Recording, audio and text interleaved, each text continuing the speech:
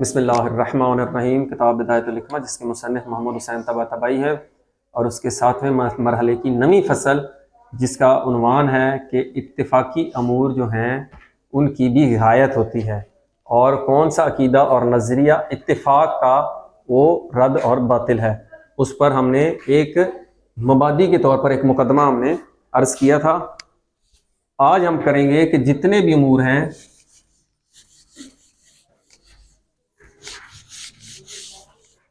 جو بھی امور ہیں جتنے بھی اس کائنات میں وقوع پذیر ہوتے ہیں، جتنے بھی افعال، ان کی چار اقسام ہیں۔ یا وہ دائمی ہیں، یا اگر دائمی الامور وہ امور جو دائمی ہیں، وہ امور جو اکثر ہوتے ہیں اکثری، یا وہ امور ہوں گے متوسط، یا وہ امور ہوں گے اقل قلیل، کبھی کبھی جو امور واقع ہوتے ہیں، جیسے کہتے ہیں شعب ثاقب۔ اسی طرح کچھ امور جو ہیں زمین پر آ کر گرتے ہیں۔ ان میں سے اب یہ چار امور اس عالم میں انجام پاتے ہیں۔ مثلا دائمی کون سا ہے؟ کہ مثال کے طور پر ایک امر ہمیشہ ہی ویسے ہی ہونا، مثال کے طور پر بچہ بنے گا تو اس کی 5 انگلیاں نہیں، اس میں آئے گا اکثر میں دائمی ہوتے ہیں۔ جب بھی علت ہوگی اس کا معلول ہوگا، یہ ہم پیچھے ایک فصل میں مباحثہ کر چکے ہیں۔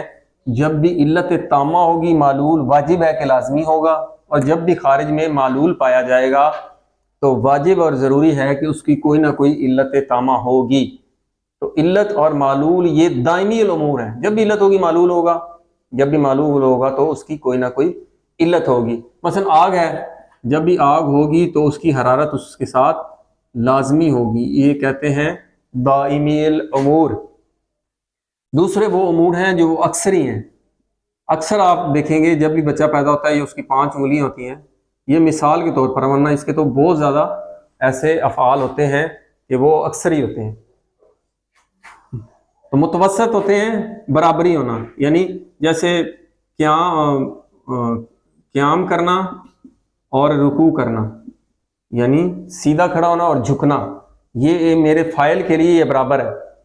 اس کی مثال بھی ہم عرض کریں گے۔ اور جو اقل ہیں وہ کبھی کبھی ہوتے ہیں، جب بچہ پیدا ہو تو اس کی مثلا 6 انگلیاں ہونا، آپ نے دیکھا ہوگا یہ بہت کم ہوتا ہے، قلیل ہے۔ یہ امور اس طرح کے کائنات میں بھی اس طرح کے امور بہت قلیل ہیں، لیکن ہوتے ہیں۔ تو سائنسدان کہتے ہیں یہ کبھی کبھی ایسے حرکت کر رہی ہے یا زمین سکڑ رہی ہے تو وہ کبھی دیکھتے ہیں یہ تھوڑی دیر کے لیے پھیلی ہے، مثال کے طور پر یہ عقل ہے، وہ کسی اس کی کوئی نہ کوئی بنیاد ہوگی، یہی ہم عرض کریں گے۔ جبکہ مادی لوگ کہتے ہیں یہ ان کی بنیاد نہیں ہے، یہ اتفاقاً ایسے ہوتا ہے کہ مثلا 6 انگلیاں ہوں گی، اتفاقاً ہوگی۔ تو دائمی الامور کی مثال ہم نے دے دی علت اور معلول کی۔ جو اکثری الامور ہے وہ یہ ہے کہ 5 انگلیاں، لیکن اس شرط کے ساتھ کہ اگر مواد پورا ہو، جو 5 انگلیوں کو کے لیے چاہیے ہے وہ مٹیریل پورا ہو۔ متوسط ہوتا ہے، اس کو بعد میں بحث کریں گے۔ اور جو اقل ہوتا ہے، یہ اکثری اور اقل یہ ایک دوسرے سے متناسب ہیں۔ اگر اکثری نہیں ہے تو پھر اقل ہوگا، مثلا 5 انگلیاں ہوتی ہیں اکثر، اقل ہوتا ہے اگر 5 انگلیاں نہیں ہیں تو پھر 6 انگلیاں جو یہ اقل ہے۔ ان دونوں کی ایک نسبت ہے۔ یہ 6 انگلیاں کب ہوں گی؟ وہ کہتے ہیں یہ اتفاقاً ہو گیا ہے۔ اتفاقاً کیسے ہو گیا بھائی؟ ہر بچے کے پیدا ہونے کے لیے خاص مٹیریل ماں کی طرف سے جاتا ہے۔ اگر مٹیریل زیادہ آ جائے، کس وجہ سے آئے، کسی بھی وجہ سے آ جائے، تو وہ 6 انگلیاں مواد زیادہ ہونے کی وجہ سے، مواد زیادہ ہوگا تو وہ 6 انگلیاں ہوں گی۔ یہ ہو گیا۔ اب یہ اکثری اور یہ جو اقل ہے، یہ دو، ان کے لیے وہ کہتے ہیں یہ اتفاقاً 6 انگلیاں ہوں گی۔ اب ہم یہ عرض کریں گے کہ دائمی الامور تو ہمارے پاس ثابت ہے کہ یہ دائمی ہے، جب بھی علت ہوگا تو معلول ہوگا، جب بھی معلول ہوگا تو علت ہوگی۔ یہ دائمی، ہمیشہ دائماً، یہ دائمی قانون ہے۔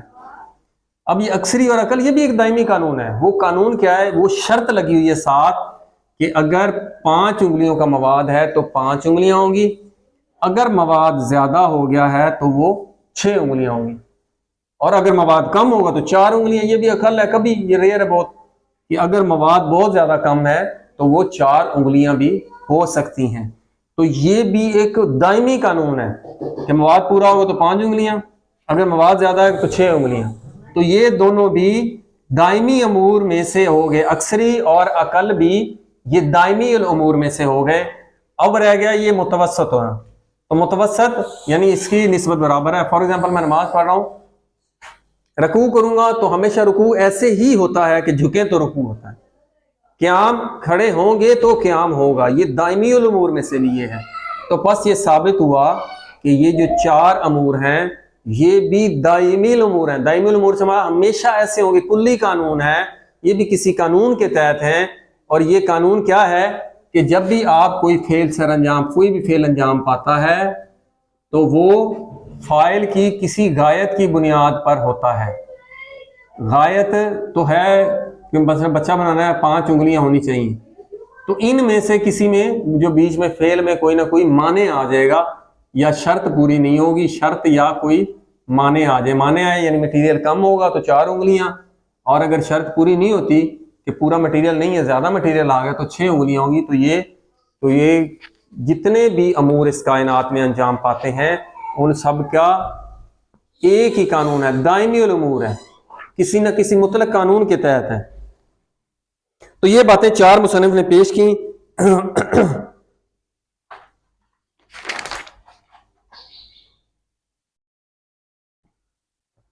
اب وہ اس دوسرے امر کی طرف آ رہے ہیں. یہ تو ہو گیا یہاں پر کہ جتنے بھی امور ہیں وہ ان سب کی ایک کلی قانون ہے. وہ قانون دائمی الامور ہے، چاہے اکثری بھی اسی میں آئے گا، اقل بھی اسی میں آئے گا، متوسط بھی آئے گا، اور دائمی تو اس میں شامل ہی ہے. تو وہ کہتے ہیں اب آپ فرض کریں کوئی بھی آپ فعل یہ بھی کوئی نہ کوئی فعل انجام دینا ہے اور فاعل اس فعل کو سر انجام دینا چاہتا ہے، تو وہ ایک امر کمالی حاصل کرنا چاہتے ہیں. امر یعنی جو فعل انجام دینا ہے تو اس کا پہلے اس کو علم ہوگا، وہ اس کو بجا لانے کے لیے کوئی نہ کوئی اس کے لیے ایک قصد کرتا ہے. آخر قصد تو کرتا ہے نا کسی بھی فعل کا، انسان ہو یا آپ کو جن امور کی سمجھ نہیں آ رہی اس عالم میں، کوئی نہ کوئی اس کا فاعل ہے، کیونکہ وہ آپ نے دیکھا ہے کہ کلی قانون کے تحت امور انجام پاتے ہیں. ہم پہلے بھی عرض کر چکے ہیں یہ جو کل کائنات ہے یہ کلی قوانین کے تحت چل رہی ہے. کوئی کہے جی نہیں کلی قوانین نہیں، تو آپ کیسے علم کا اصول کیسے ہوتا ہے؟ آپ کہتے ہیں کہ ایک چیز اوپر پھینکے تو وہ نیچے ہی آئے گی، یہ کلی قانون ہے. یہ قانون کا کوئی نہ کوئی بنانے والا ہے. ہم ان قوانین کو جان کے سمجھتے ہیں کہ ہم نے اس قانون کو بنایا ہے، ہم نے اس کو جانا ہے. حتیٰ کہ کائنات کے جتنے بھی راز قرآن کی آیات ہیں کہ ہم نے یہ عالم تمہارے لیے مسخر کر دیا. جب مسخر کر دیا یعنی آپ اس کا علم حاصل کرو، علم حاصل کرتے جاؤ، تو اس قانون کے بنانے والے کو بھی فاعل کو بھی آپ یہ کلی قانون ہے. قانون خود بخود بن گئے ہیں، قانون کے مطابق چل رہے ہیں. آج جو قانون پچھلے 1000 سال پہلے معلوم نہیں تھا، قانون تو تھا، آپ کو آج معلوم ہوا ہے. جب سے کائنات بنی یہ قوانین ہیں. انسان ہے آکسیجن لیتا ہے، کتنی لیتا ہے پتہ نہیں تھا، پتہ لگ گیا ہے. کتنی کاربن ڈائی آکسائڈ خارج کرتا ہے اب پتہ لگ گیا ہے. پروٹین کا سسٹم ہاضمہ کیسے ہوتا ہے. جب انسان میں یہ قانون کے مطابق چل رہے ہیں تو کل عالم میں بھی ہر جو سیارہ ایک دوسرے کے گرد چکر لگا رہا ہے، زمین، سورج ہے، چاند ہے، یہ ایک دوسرے کے گرد گھوم رہے ہیں. اس خاص وقت میں گھومتے اتنے 365 دن میں وہ چکر پورا کرے گا. اسی طرح ماہ کیسے بنتے ہیں 30 دن میں یا 31 دن میں. ہر چیز ایک کلی قانون کے تحت چل رہی ہے، اور ہم اس قانون کو معلوم کرتے ہیں، ان کلی قوانین کو. ان قوانین کے جاننے سے ہم ان قوانین کے خالق نہیں ہو جاتے، بلکہ یہ پتہ چلتا ہے کہ یہ کائنات جو بنی ہے ان قوانین، بعض کہتے ہیں جی اتفاقاً بنی اور ایوولوشن ایسے ہی ہو رہی ہے. ایوولوشن ایسے ہو رہی ہے، کوئی چیز ایسی ہے جو بغیر قانون کے ہے. آپ نے جانا کیسے کہ 50,000 سال پہلے، 1 لاکھ 10 لاکھ کتنے ملین سال پہلے یہ کائنات میں یہ تبدیلیاں آئیں، وہ بڑے ڈسپلن کے ساتھ آ رہی ہیں، یہ قوانین کے تحت آ رہی ہیں. جب ہر شے قانون کے تحت ہے تو کوئی بھی چیز اگر حکمت کے تحت چل رہی ہے تو اس کا بنانے والا کس قدر، اس کا فاعل کس قدر حکیم ہوگا. اس کا جو امر کمالی اور جو قصد ہے اس کائنات کو بنانے کا اور اس کو کمپلیشن کی طرف لے کے جانا، مزید کمال کی طرف لے جانا، یہ کسی نہ کسی قصد کے تحت ہے. وہ جس قدر قصد اعلیٰ ہے اسی قدر اس کا فاعل بھی اعلیٰ ہے. تو یہاں پر یہ مصنف کہہ رہے ہیں کہ آپ کوئی بھی ایک امر کمالی لیں جو جس مقصد اس کا کیا ہے، کسی بھی فعل کو انجام دینا ہے، تو وہ جب بھی فائل جو ہے وہ اس قصد کے مطابق ہمیشہ انسان کا فعل ہوگا. اور یہ عالم مزاحم ہے. عالم مزاحم جو ہے کہ انسان چاہتا ہے کہ ایک کام کرے, راستے میں کوئی مزاحم آ گیا, یہاں پر اس کا یہ فعل رک گیا, وہ کہتے ہیں یہ کمال تک نہ پہنچا. یہ جو مزاحم, یہ بیچ میں مزاحم بنایا ہے تو یہ مکمل نہیں ہو. یہ بھی ایک قانون ہے کہ مزاحم آئے گا تو یہ مکمل نہیں ہوگا. یہ خود حکیم ہے, تو اس نے اگر جو مخلوق بنائی ہے وہ بھی حکیم ہے کہ آپ کوئی فعل کریں, ان ممانع کو ذہن میں رکھیں کہ یہ ممانع آئے تو یہ فعل کامل نہیں ہوگا, تو ان ممانع کو خیال رکھیں مثال سمجھانے کے لیے. تو یہ جو بھی فاعل کا جو فعل ہے یہ کسی غایت اور قصد کے تحت ہے, اور اس قصد کو یا امر کمالی کو وہ کہتے ہیں کہ غایت کہتے ہیں. بغیر غایت کے کوئی بھی امر اس عالم میں وجود نہیں پا سکتا, کوئی بھی امر اتفاقی نہیں ہوگا. اگر آپ کنواں کھودیں گے پانی کے لیے, آپ کو راستے میں سے خزانہ ملا ہے تو وہ ایک راستے کی ایک چیز ہے, وغیرہ مزید کھودتے جائیں گے پانی ملے گا. مقصد تو پانی حاصل کرنا ہے. راستے میں کسی چیز کا ملنا آپ کی غایت کو ختم نہیں کر دیتا. آپ کہیں جی پانی ملا ہی نہیں ہے, پانی کی جگہ پہ سونا ملا ہے, ایسے تو نہیں ہے. سونا تو درمیان میں ملا ہے, آپ مزید کھودتے جائیں تو آخر میں پانی ملے گا. اسی طرح دیوار اگر کمزور ہے تو اس نے گرنا ہی گرنا ہے. اگر دیوار مضبوط ہے آپ اس کے سائے میں بیٹھے نہیں گرے گی.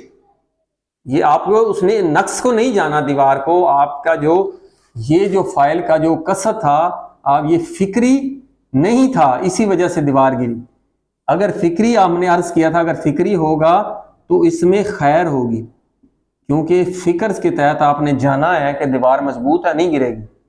اگر فکر نہیں ہے, صرف خیال ہے, صرف گئے بھاگے بھاگے ڈر کے بیٹھ کے, دیوار اتنی کمزور تھی, خالی اینٹوں کی انہوں نے بنائی تھی, بیچ میں سیمنٹ اور نہیں لگایا تھا, آندھی چلی تو اس نے گرنا ہی ہے.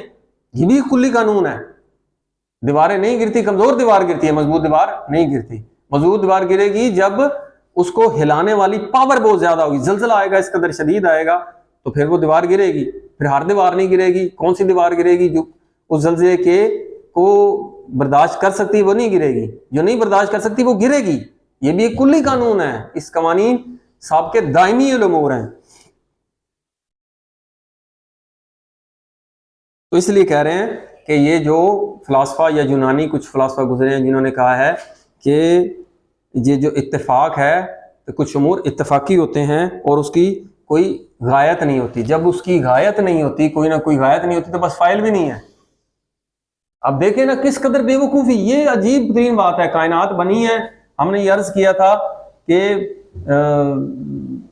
بگ بینگ کے بعد جتنے بھی وہ ہیٹ تھی, پھر وہ ہیٹ کہیں پہ اکٹھی ہوئی بلا مقصد, ویسے ہی اکٹھی ہوگی, ادھر کیوں نہیں ادھر کیوں نہیں ہوئی,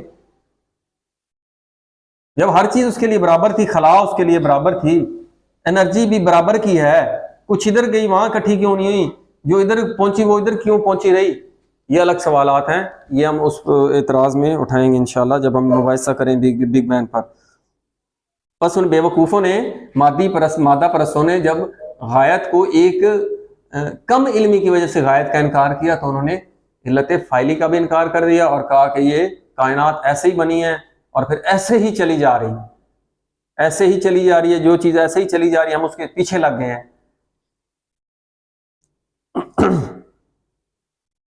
بس وہ کہتے ہیں کہ بعض غایات وہ نادر ہوتی ہیں, بڑی عقل جیسے 6 انگلیوں کا, اس طرح کائنات میں بھی کچھ امور عقل ہو رہے ہیں.